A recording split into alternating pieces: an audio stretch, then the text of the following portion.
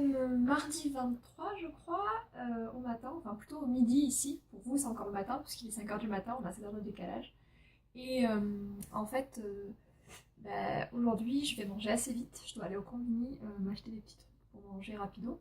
Parce que j'ai pas le temps de cuisiner. Juste après, je dois partir à Ebisu, en fait, que certains d'entre vous connaissent peut-être par le drama Hana Yori Dango, où il y a Ebisu Garden Place. Et en fait, juste à côté de cette célèbre place, il y a la maison franco-japonaise où je vais aller voir ma directrice de thèse et ensuite assister à un séminaire sur le rapport du Japon face à la mémoire et au passé. Donc ça va être super intéressant et pour ma thèse, c'est bien utile. Et donc voilà, journée un petit peu bien remplie. Ce matin, j'ai travaillé sur ma communication pour le 13 novembre. Je suis ravie d'annoncer que ça avance, vraiment ravie. Voilà, pour l'instant j'ai un plan détaillé, mon outline détaillé, etc. Tout n'est pas prêt, mais ça avance. J'ai travaillé dessus hier aussi, mais que le matin. Là aussi j'ai travaillé que le matin. Et l'après-midi, donc là aujourd'hui ce sera consacré à mon rendez-vous, etc. Et hier après-midi, vous avez vu sur les images, j'étais au Kanno Café, qui est un café à quelques dizaines de minutes de marche de chez moi, je crois une dizaine de minutes en bus, mais j'y suis allée qu'à pied pour l'instant. Et c'est un café que j'ai découvert par hasard dimanche en me promenant, et j'ai trouvé ça génial, j'ai dit ah super, demain j'y vais et je vais tester. Et en y rentrant, donc je commande mon café, tout ça, je demande un ice coffee et décaféiné parce que moi sinon je dors pas le soir. Et je me disais, tiens, c'est marrant, ils font le café dans des béchères et dans des tubes à essai, c'est rigolo. Bon, j'observe et tout, je me dis, mince, ça doit être un café à thème en fait, mais le thème est vachement subtil et c'est ça qui est super bien fait, parce qu'en fait, le thème c'est la chimie. Donc la prochaine fois que j'y retourne, je vous filme le processus chimique d'extraction du café et la manière dont ils nous font le café sous nos yeux, c'est assez extraordinaire. Bon, ça n'a rien de... En fait, non, ça n'a rien d'extraordinaire, mais c'est juste, c'est original, c'est sur rien trouvé et c'est franchement bien fait. Voilà. En attendant, vous emmenez avec moi.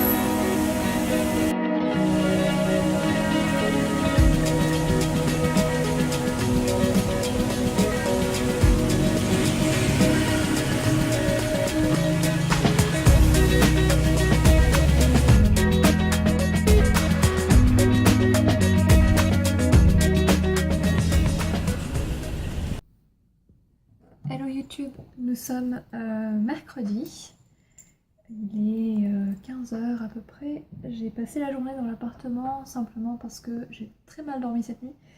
Il y a eu des travaux toute la nuit en fait, bon, j'avais des boules caisses, mais voilà, et hier j'ai bu du café, il est un peu trop tard, et bref, voici.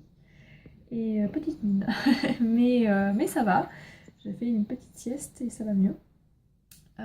Aujourd'hui, je comptais retourner à la maison franco-japonaise à laquelle je suis allée hier, mais pour des raisons donc de fatigue et simplement en fait de petits problèmes logistiques, comme vous allez le voir après, j'ai pas pu. Alors, hier, déjà ma journée, je vous raconte un petit peu parce que vous avez vu quelques images. Donc je suis allée à Ebisu Garden Place, qui est donc la station de métro juste à côté de la mienne. Et là, en fait, se trouve la maison franco-japonaise, donc pas dans Ebisu Garden Place même, mais à une rue de là. Et c'est là, en fait, où se trouve ma co-directrice de thèse. Et ma foi, j'étais très heureuse de la voir ici à Tokyo, d'autant qu'elle m'a fait un accueil chaleureux et tout. Enfin voilà, je l'adore, elle le sait. Et voilà, c'est à la fois quelqu'un de très technique, très scientifique, très exigeant, mais aussi très humain. Et ça fait plaisir. Et donc en fait, voilà, j'ai eu mon rendez-vous avec elle à 16h30. Ensuite, en fait, il y avait une conférence de Henri Rousseau, qui est un historien que vous connaissez peut-être si vous faites quelques recherches en histoire ou en sociaux, Et c'était une conférence sur le contenu en fait de son dernier livre qui s'appelle Face au passé. Et c'était très intéressant. Alors tout ne s'applique pas pour mon sujet de thèse parce qu'il parle principalement de l'Europe. Alors moi je suis en comparé et en littérature, mais sur des questions de mémoire, donc c'était quand même très intéressant. Et voilà, il y a des choses que j'ai prises, d'autres que j'ai pas prises en note. Mais c'était très intéressant de manière générale. Au fil de cette journée, Madame Sakai m'a notamment présenté la bibliothécaire de la maison franco-japonaise. Il faut savoir qu'au Japon, pour aller dans une bibliothèque, vous ne pouvez pas y rentrer comme ça, comme en France, c'est pas possible. Il vous faut une lettre de recommandation en fait, ou quelqu'un de la maison qui vous présente et qui vous dit voilà, cette personne-là va être là et va venir consulter le catalogue pendant tant de temps. Et donc c'est ce qui a été fait pour moi à la maison franco-japonaise. Madame Sakai m'a introduite.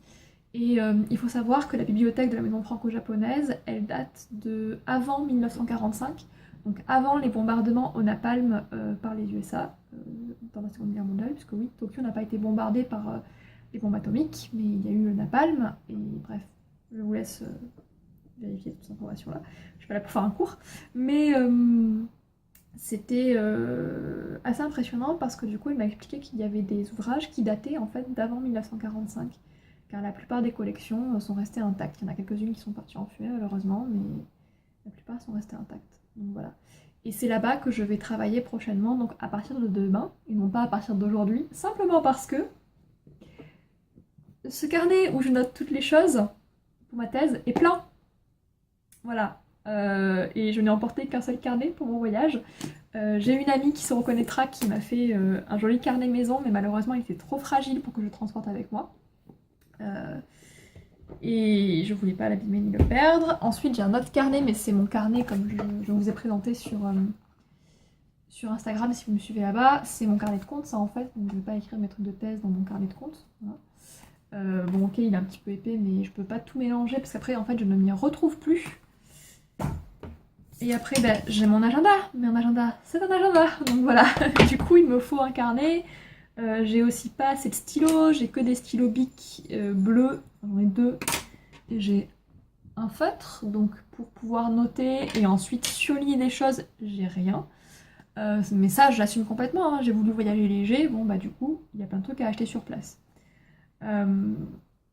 Donc je vais, alors il y a un Hyakuen Shop, donc un magasin tout à 100 yens, juste pas loin de chez moi, donc je pense que j'irai là-bas ce soir pour compléter, mais d'abord, je vais passer pour le carnet à Tokyo Hands, qui est peut-être une enseigne que vous connaissez si vous aimez le Japon, si vous êtes déjà venu. Je vous laisse la surprise dans les images qui suivent, c'est un peu le paradis en fait.